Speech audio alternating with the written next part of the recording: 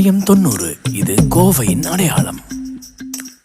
Abdul Kalam sir அவர்கள் வானொலியை தான் கேட்டு தான் அவருடைய இளமை காலங்களில் வானொலி மூலமாக தான் செய்திகளை அதிகமாக கற்றுக்கொண்டவர். இந்த ஜவஹர்லால் நேரு அவர்களது சுதந்திர தின உரை த டைரஸ்ட் வித் டெஸ்டினி என்ற உரையை நைட்டு 12 மணிக்கு வானொலியில் தான் கேட்டார் அப்துல் கலாம். வானொலியில் கேட்டார். மறுநாள் காலையில் செய்தித்தாள்களில் நவகாலியில் மகாத்மா காந்தி நடந்துகிட்ருக்கார். அங்கே நடந்த கலவரத்தில் பாதிக்கப்பட்ட மக்களோட போயிட்டுருக்கார். அந்த காலத்தில் பல்வேறு நிகழ்ச்சிகளை அடிக்கடி சுதந்திர போராட்டம் தொடர்பான நிகழ்ச்சிகள் மற்றும் இந்த விஷயங்கள் எல்லாம் வானொலி மூலமாக தான் அவர் அப்துல் கலாம் கேட்டதாக எனக்கு அடிக்கடி சொல்லியிருக்காரு என்கிட்ட. நியூஸாக இருக்கட்டும், செய்திகள், அன்றாடம் நடக்கக்கூடிய சம்பவங்கள், இது எல்லாமே வானொலி மூலமாக தான் நாங்கள் கேட்டிருக்கோம். கிரிக்கெட் கமெண்ட்ரி, அப்புறம் பாடல்கள், அந்த காலத்து எம்ஜிஆர் பாடல்கள், சிவாஜி பாடல்கள், இதெல்லாம் வானொலிகள் மூலமாக தான் நம்ம இடைப்பட்டிருக்கோம். நாங்கள் சில விஷயங்களை வானொலியில் நடக்கக்கூடிய பட்டிமன்றங்களையெல்லாம் காத்து கடந்து கேட்டிருக்க காலங்கள்லாம் உண்டு. ராஜா அவர் அழகாக பேசுவார். அவருடைய வர்ணனையோட பாடல்களை கேட்கும்போதும் ரொம்ப இதாக இருக்கும். ஏன்னா 1980கள் 80-85 வரைக்குமே வானொலி தான் எங்களுக்கெல்லாம் ரொம்ப இருந்தது. 85க்கு மேலே தான் தொலைக்காட்சியெல்லாம் நம்மளுக்கு வாய்ப்புகள் கிடைச்சது. அது வரைக்கும் வானொலி தான் எங்களுக்கு வாழ்க்கையில் ஒரு இன்றியமையாத ஒரு நண்பனாக எங்களோட கூடயே வரும். அது இரவில் தூங்கும்போதும் வரும், போகும்போதும் ஏதாவது பயணப்படும் போதும் கூட வரும். அதே நேரத்தில் புது விஷயங்களை, செய்திகளை அறிந்து கொள்வதற்கு அது ஒரு பொற்காலம், அது வசந்த காலம். அது அப்படிப்பட்ட ஒரு காலத்தில் அது நம்மளை ஒரு எம்பவர் பண்ணுச்சு. பாடல்கள் மூலமாக நம்ம மனதை பக்குவப்படுத்தியது, செய்திகள் மூலமாக நமக்கு அறிவை ஊட்டியது, பல்வேறு புது விஷயங்களை தெரிந்து கொள்வதற்கு ஒரு சாதனமாக அது விளங்கியது. இரவில் தூங்குவதற்கும் அது நம்மளுக்கு உதவியது. இப்படி பல்வேறு வகையில் வானொலி நம்ம ஒவ்வொருடைய வாழ்க்கையிலும் இன்றியமையாததாக இருந்தது. ஓகே சார், இப்போ அங்கங்கே நிலநடுக்கம் வருது அப்படின்னு சொல்கிறாங்க. இது வர்றதுக்கான காரணம் என்ன? இது தடுக்கிறதுக்கான வழிமுறைகள் என்ன சார்?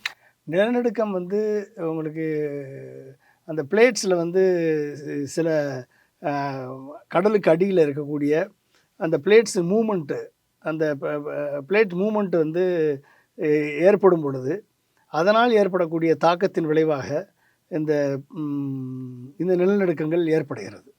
அப்போ இதை நம்ம தடுக்கிறதுக்கு இன்றைக்கு வரைக்கும் டெக்னாலஜியில் லாஸ்ட் மினிட் வந்துருச்சு அப்படின்னா ஒரு 5 நிமிஷம் 10 நிமிஷத்துக்கு முன்னால் வேணால் தெரியுமே ஒழிய, ஒரு வாரத்துக்கு முன்னால் வரப்போகுதுன்னு சொல்கிறதுக்கான டெக்னாலஜி இன்னும் வரல. புரிஞ்சுட்டிங்களா? ஐஸ்லாண்டு நாங்கள் போயிருந்தோம். ஐஸ்லாண்டில் ஒரு மிகப்பெரிய ஜியோஸ்பேசியல் மூமெண்ட்டுக்காக ஒரு பெரிய எர்த்குவேக் மானிட்டரிங் மெக்கானிசம் பார்த்தோம். நாங்கள் ஐஸ்லாண்டில் வச்சுருக்காங்க.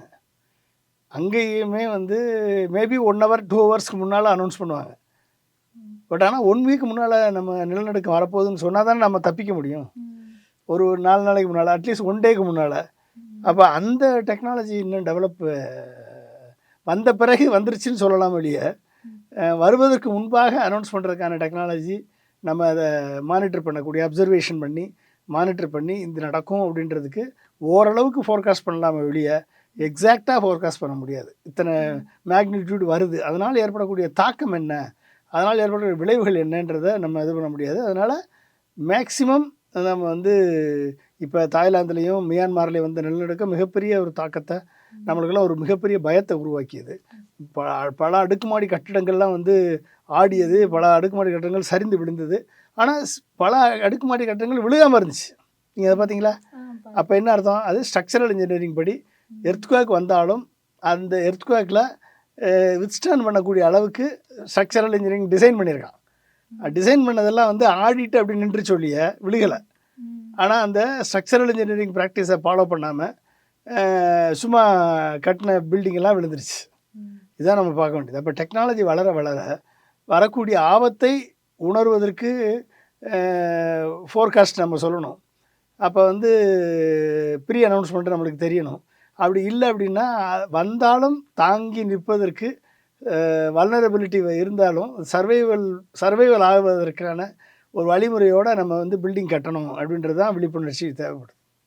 Okay sir. இப்போ வந்து சில பேர் வந்து பேரலல் யூனிவர்ஸ் இருக்குன்னு சொல்கிறாங்க, சில பேர் இல்லைன்னு சொல்கிறாங்க. உங்களுடைய கருத்து என்ன சார்? பேரலல் யூனிவர்ஸ் இருக்கா இல்லையா? நம்ம கேலக்ஸி மில்கி வே கேலக்ஸி. நம்ம கேலக்ஸி மாதிரி 1008 கேலக்ஸி இருக்குது, எக்கச்சக்கமாக இருக்குது கேலக்ஸி. நம்மளுக்கு தெரிஞ்சது மில்கி வேல வந்து நம்ம என்டையர் யூனிவர்ஸ், நம்மளுடைய யூனிவர்ஸ் இருக்குது. இதே மாதிரி ஏகப்பட்ட கேலக்ஸி இருக்குது அப்படின்றது தான் வந்து சயின்டிஃபிக்காக கண்டுபிடிச்ச உண்மை. ஆனால் அந்த கேலக்சியில் என்ன இருக்குன்னு போய் பார்க்குறதுக்கு நமக்கு இப்போ தான் நம்ம வந்து மூணுக்கும் மார்ஸுக்கும் போயிருக்கோம். இந்த கேலக்சியை தாண்டி இந்த கேலக்சியை தாண்டி போகணுன்னா அதுக்குரிய டெக்னாலஜி இன்னும் நம்மளுக்கு வரல. அதனால் வந்து என்ன இருக்குன்னு நம்மளுக்கு தெரியாது. இருக்கலாம். எத்தனையோ கேலக்சியில் நம்ம ஒட்டுமொத்த என்டையர் நம்மளுடைய மில்கி வே கேலக்சியில் ஒரே ஒரு பிளானட் எர்த்தில் மட்டும்தான் மனிதர்கள் உயிர் வாழ முடியும். அதான் பிளானட் எர்த். ஓகே, அதே மாதிரி பேரலல் யூனிவர்ஸ் இருக்கா அப்படின்றத இது வரைக்கும் கண்டுபிடிக்கல. கேலக்ஸி இன்னொரு மற்ற கேலக்சியில் இருக்கான்றதை கண்டுபிடிக்கக்கூடிய ஒரு காலம் வரும் கண்டிப்பாக. அது எத்தனை ஆண்டுகள் கழித்து வருதோ என்னன்னு பார்த்தா தான் தெரியும். பிரசிடென்ட்டுக்கான பாதுகாப்பு வழிமுறைகளை சொல்லுங்கள் சார். ஏன்னா நீங்கள் அப்துல் கலாம் ஐயா கூட இருந்திருக்கீங்க, அவர் கூட ட்ராவல் பண்ணும்போது நிறைய பார்த்துருப்பீங்க. ஸோ எந்த மாதிரி பாதுகாப்பு வழிமுறைகளை பயன்படுத்துவாங்க சார்? பிரசிடெண்ட்டுக்கான ஜனாதிபதியை பாதுகாப்பதற்கே தனி படை இருக்குது. பாதுகாப்பதற்கென்று பிபிஜின்னு ஒரு பிரசிடெண்ட் பாடி கார்டு அப்படின்னு சொல்லி ஒன்று இருக்குது. இது வந்து ராஷ்டிரபதி பவன்லேயே ஸ்டேஷன் பண்ணியிருப்பாங்க. அதுக்குன்னு தனி குதிரை படை இருக்குது. அதுக்குன்னு வந்து ஆர்மி, ஏர்ஃபோர்ஸ், நேவி 3 முப்படைகள் இருந்தும் வீரர்கள் செலக்ட் பண்ணப்பட்டு அவர்கள் வந்து மிலிட்ரி செக்ரட்டரி அவர் தலைமையில் வந்து ஒரு தனி படையே இருக்குது. ஸோ மிலிட்ரி செக்ரட்டரி அப்ரூவல் கொடுத்த பிறகு தான் எந்த ப்ரோக்ராமும் கன்ஃபார்ம் ஆகும். டெப்டி மிலிட்ரி செக்ரட்டரி இருக்கார், military secretary, deputy military secretary, ஏடிசிஸ்ன்னு இருக்காங்க. ஸோ இவங்க எல்லாமே வந்து இப்போ பிரசிடெண்ட்டை வந்து பாதுகாக்கக்கூடிய படையில் இருப்பாங்க. அவங்களோட சேர்த்து ஐபிஎஸ் ஆஃபீஸர்ஸும் வந்து பிஎஸ்ஓவாக இருப்பாங்க.